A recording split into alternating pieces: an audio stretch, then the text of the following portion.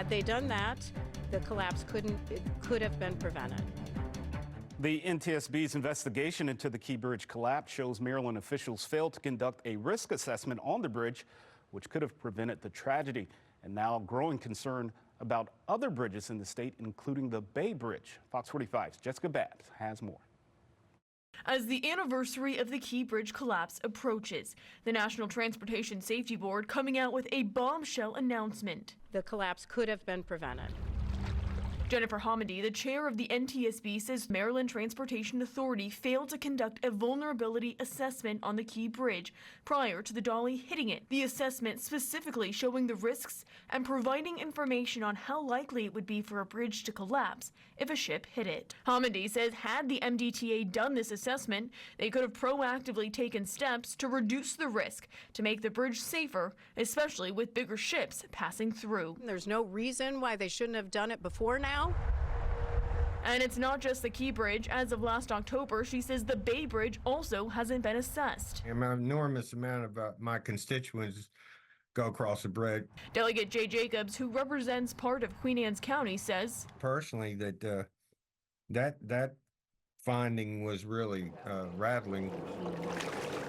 But the MDTA firing back, maintaining the catastrophe and the tragic loss of life was the sole fault of the DALI and the gross negligence of her owners and operators who put profits above safety.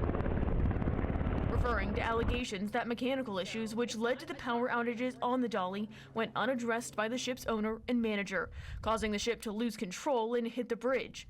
While the MDTA hasn't answered my questions asking why they didn't do the assessment on the Key Bridge, they say they are now evaluating the Bay Bridge. This was a horrific accident that was caused entirely by a ship running into the pier. This is not the state's responsibility for a ship having a malfunction. Senate President Bill Ferguson Friday says he doesn't believe the state is at fault. I do not believe that this was negligence on the state's part. I feel very confident in the leadership of MDOT. I believe that they will take any report seriously and ensure that safety is the number one thing driving any reconstruction and how we function as a state moving forward. Governor Wes Moore not even responding to our questions. After the announcement, his office referring us to the MDTA's response. Following up Friday, I asked again for the governor's response. While the guidelines for the bridge assessments have been around since the 90s and many administrations have passed through, I asked, as the current governor, why didn't the administration do more to ensure the proper assessments were completed to be proactive about bridge safety and vessel collisions? And what are they doing moving forward? The response from his office, MDTA has provided a statement. Jessica, appreciate you reaching out.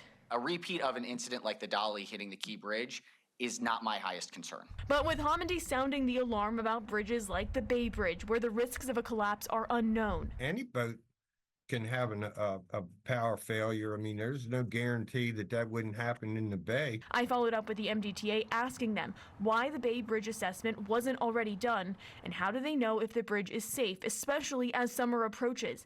The MDTA not answering my questions. If it wasn't done prior to the accident at Key Bridge, it should have been done right after. Really seriously needs to be addressed immediately. Delegate Jacobs saying the state needs to take more action. You can bet that my questioning will be different from this day forward, and my concerns to make certain that these inspections are being done. In Baltimore, Jessica Babb, Fox 45 News. I'm Kai Jackson. Thank you for watching. Here's another video to watch. Also, please take a moment to subscribe to our channel.